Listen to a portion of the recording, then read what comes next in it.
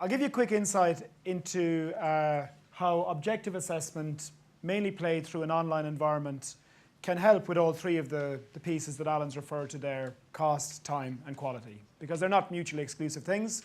They are things that there's certain trade-offs, but you should be able to deliver on most of them with a bit of smart thinking, a lean process, and a good way of managing risk on a cost, time, and quality perspective. Okay, you all employ these people. Anyone seen The Hurt Locker? Very good movie. I'm just going to show you 5 minutes of that and then lunch. Okay, so we know that some jobs are incredibly tricky, incredibly risky. They're incredibly specialized. There's not many people want to do them. Not many people can do them. You're in the business of talent, sourcing, acquisition, hiring, making decisions, and trying to get good people in your company. The interesting thing about a job like this, though, even though it appears weird and complicated, there's so many rules and procedures and methodologies and technologies and governance around this role that while it appears to be highly dangerous, a lot of people could probably do this if you train them. And while lots of things do go wrong within a war zone, you do have an awful lot of protection and thinking goes into the way this job is regulated. So on a macro level, an organization can control the quality of what this person does to a large degree by the infrastructure around the person. This poor man, Nick Leeson, if he'd only done what he did 20 years later, he'd probably be a media star. He wouldn't have got put in jail. I think he was a man of his time, but he's the poster child for, can I even remember him? He's like an old guy now. He's actually the manager of our local soccer team in Galway. He's a football manager. And he's married to our local hairdresser. That's something you didn't know. He's the poster child for banking problems and fraudulent trading, Nick Leeson. Anyone familiar with this person? I've no book, but you can just take the honor of being right. Who's this person? Yeah, from Santiago de Compostela, the man who crashed the train. People can't really explain why he did that. Been driving the train very well for 20 years, and then that happened. Nobody knows this man. My dad, terrible man at jobs, dangerous, chainsaw, ropes, never let him near your house. Anybody know this? This is recent.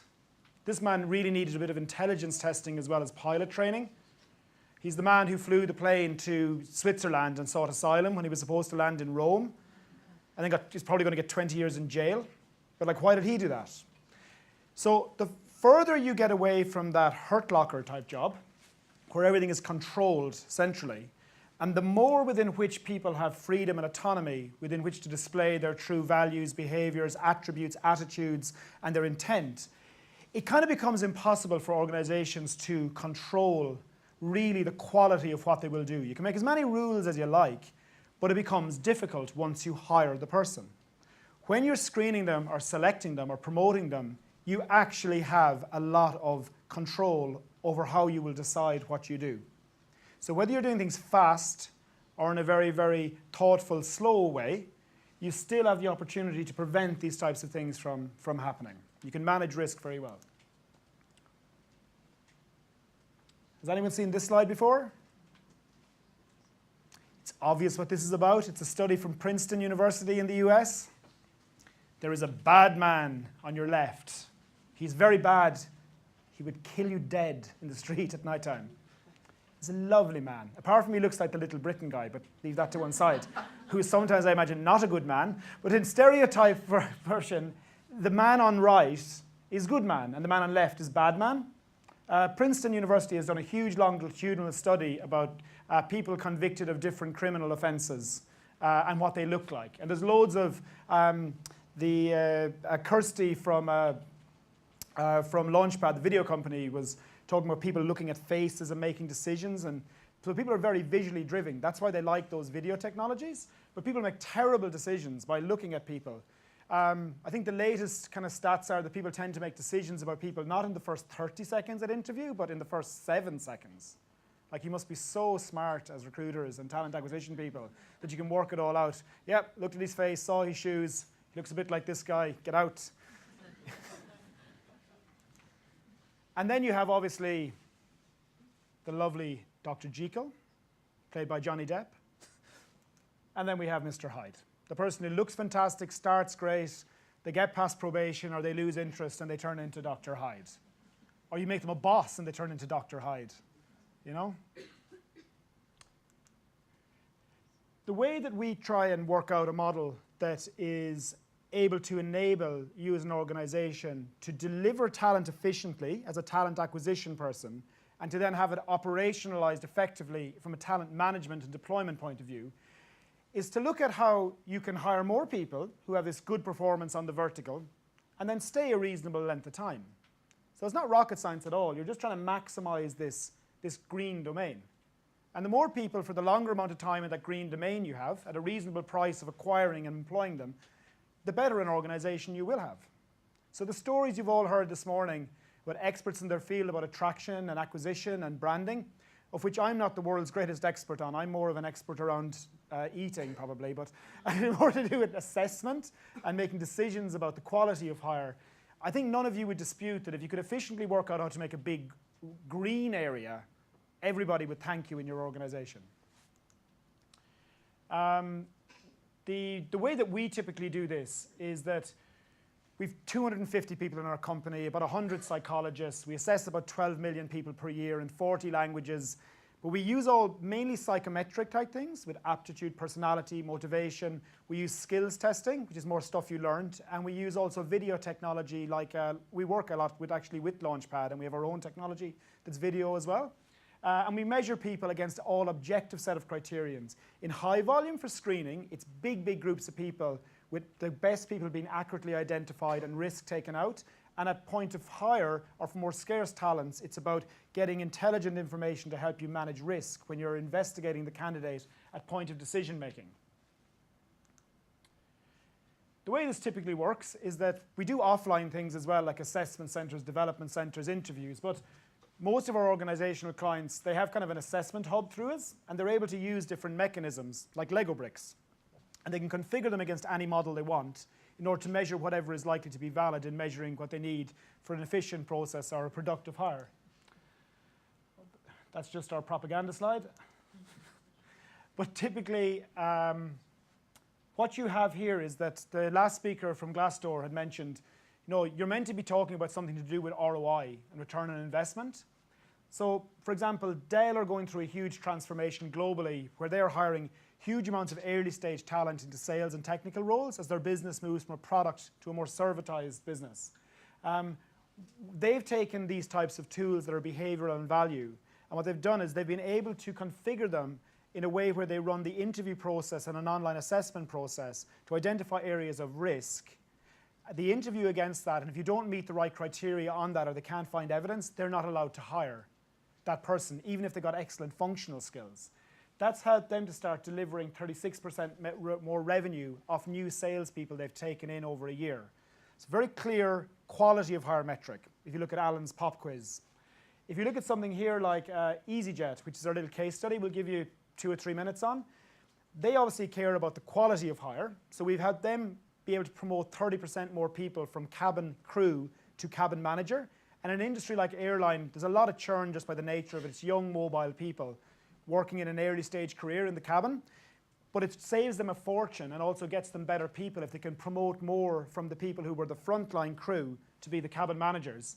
And also by smart use of their Taleo system, combined with our situational judgment and verbal assessments, they've been able to take out 40% of the people they need to interview in order to hire the right number of staff at the right quality, and be able to get 30% more of them promoted into being cabin managers. That in each cycle they hire, they have a big hiring cycle every spring, that takes out 6,000 hours of interviewing. And that's the interviewing alone. That's not the logistics of organizing it or screening. So just to give you, how many minutes, Alan? 5, 2? I can see mouths open, people are gnawing their hands off, and people pretending they're using their phone to go out.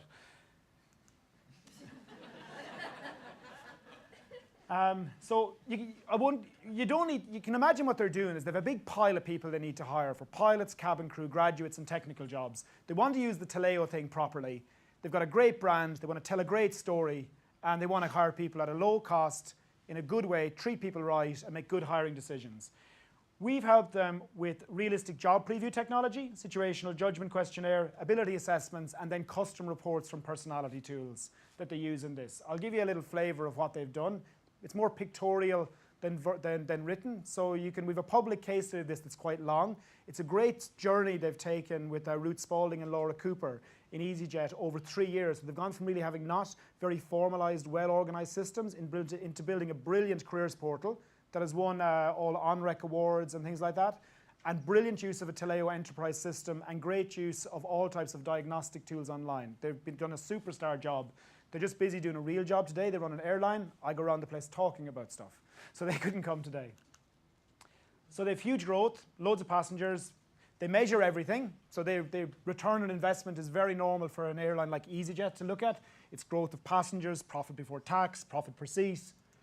They're on time. We work with about 20 airlines, and every airline we work with always has themselves as the most likely to be on time. I assume this is the truth, but it's up to yourself. I'm sure you've been on EasyJet and you can make up your own mind. Then they're proud of having satisfied customers and being better than their direct competition. So they measure and measure and measure.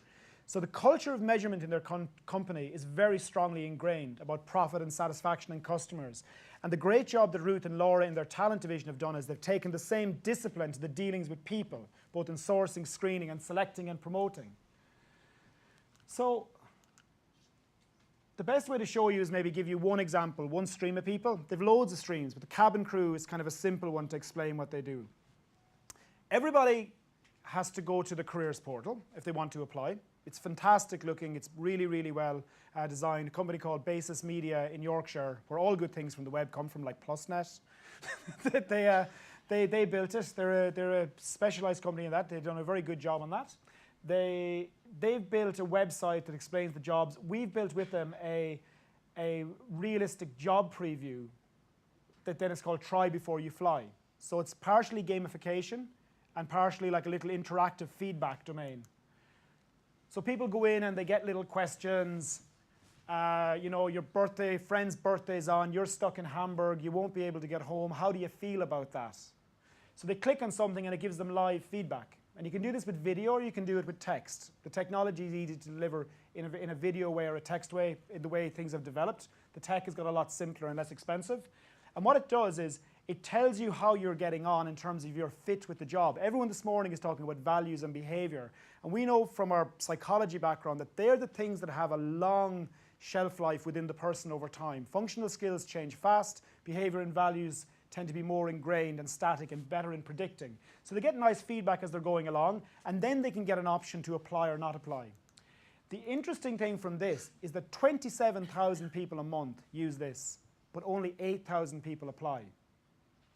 Now, when you see the yields they're getting from their systems, what they're getting is much better, more committed, more aligned people are applying, and they still have plenty of people to choose from. And people tend to send this link around to their friends, and it's very suited to blogs or social media and distribution, because it's a friendly, nice thing to interact with. Then they apply in their Taleo.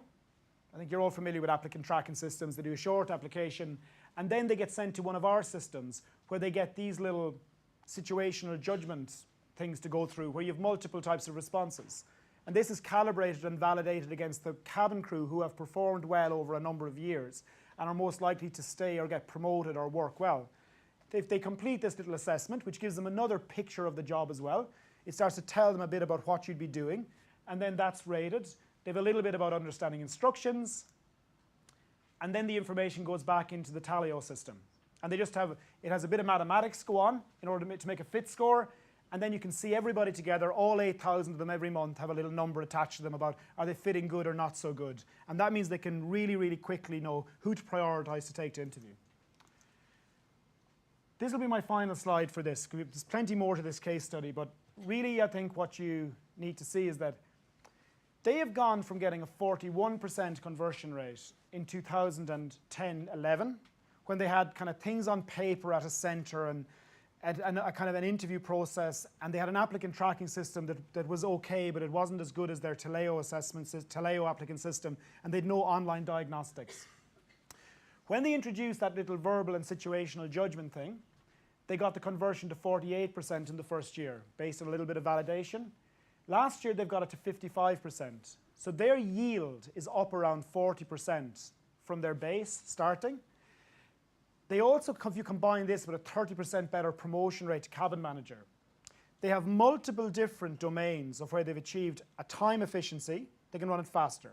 They've got a cost efficiency, they can run it cheaper. And they've got a productivity gain, which it's all those three things that Alan had you doing your pop quiz about.